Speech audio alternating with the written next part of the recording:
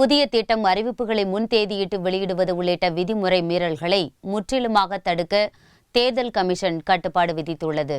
இதுகுறித்து தமிழக அரசின் அனைத்து துறைகளின் முதன்மை செயலாளர்களுக்கு தலைமை தேர்தல் அதிகாரி ராஜேஷ் லக்கானி கடிதம் எழுதியுள்ளார். தமிழகத்தில் சட்டசபை தேர்தல் தேதியை இந்திய தேர்தல் கமிஷன் அறிவித்த பிறகு அமலுக்கு வரும் தேர்தல் நடத்தை விதிகளின்படி எந்தவொரு புதிய திட்டங்களை அறிவிப்பதோ புதிய அரசாணைகளை வெளியிடுவதோ கூடாது என்று அவர் கூறியுள்ளார். தேர்தல் தேதி அறிவிக்கப்பட்ட பிறகு ஓரிரு நாட்கள் கழித்து முன்தேதியிட்ட அரசாணை வெளியிடப்படுவதாகவும் தேர்தல் தேதி வெளியிடப்படுவதற்கு முன்பே அந்த அரசாணை வெளியிட்டது போல் காட்டிக்கொள்வதாகவும் கடந்த தேர்தலின் போது புகார்கள் வந்தன என்று சுட்டிக்காட்டியுள்ள ராஜேஷ் லக்கானி இதை தவிர்க்க புது வழிமுறையை அமல்படுத்த உத்தரவிட்டுள்ளார். இதன்படி தேர்தல் தேதி அறிவிப்பு வெளியானதும் அரசாணை பதிவேட்டில் பதியப்பட்ட கடைசி அரசாணைக்கு கீழே ஒரு எல்லைக்கோட்டை சம்பந்தப்பட்ட துறையின் செயலாளர் போட வேண்டும் என்றும் அந்த கோடு போடப்பட்ட பக்கத்தை அவர் புகைப்படம் எடுத்து தலைமை தேர்தல் அதிகாரியின் அலுவலகத்துக்கு தேர்தல் தேதி அறிவிக்கப்பட்ட செய்தி வெளியான 2 மணி நேரத்திற்குள் அனுப்பி வைக்க வேண்டும் என்றும் இது தலைமை தேர்தல் அதிகாரியின் அலுவலகத்தில் ஆவணமாக பதியப்படும் என்றும் ராஜேஷ் லக்கானி தெரிவித்துள்ளார்.